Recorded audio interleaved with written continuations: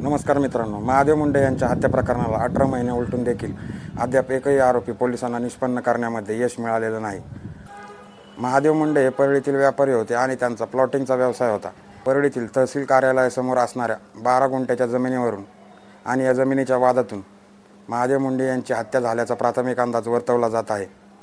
ही हत्या जरी भरदिवसा झाली होती तरी पोलिसांना आजपर्यंत एकाही आरोपीला पकडण्यात किंवा निष्पन्न करण्यामध्ये यश मिळालेलं नाही.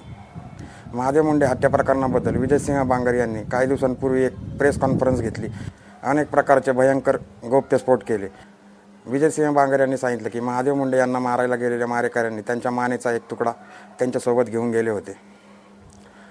ज्ञानेश्वरी मुंडे गेल्या 18 महिन्यांपासून महादेव मुंडे यांच्या आरोपींना पकडण्यासाठी पोलीस चौकीच्या चक्रा मारत आहेत.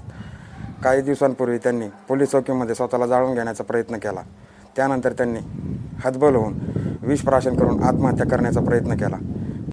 महादेव मुंडे यांच्या पोस्टमॉर्टम रिपोर्टचं चर्चेत येण्याचं कारण म्हणजे बाळा बांगर. विजयसिंह बांगर यांनी 2 दिवसापूर्वी प्रेस कॉन्फरन्समध्ये 9 पानाचा अहवाल दाखल केला. महादेव मुंडे यांच्या पोस्टमॉर्टमसाठी डॉक्टर लोकांना 1.5 तास लागले होते.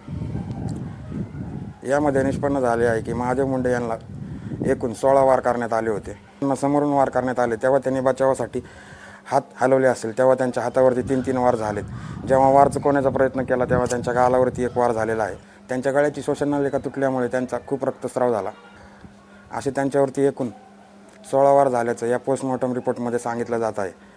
विजयसिंह बांगर यांनी महादेव मुंडे यांच्या हत्या प्रकरणातील काही इमेजेस देखील मीडियासमोर दाखवल्या. या इमेजेस बघणं देखील शक्य नाही आहे, एवढ्या क्रूरपणे महादेव मुंडे यांची हत्या करण्यात आली होती. ज्ञानेश्वरी मुंडे यांनी न्यायासाठी हाक दिली आहे. मनोजदादा जरांगे यांना त्यांनी मदतीचा हात मागितलेला आहे. पुढील सर्व अपडेटसाठी चॅनलला नक्की सबस्क्राईब करून ठेवा मित्रांनो.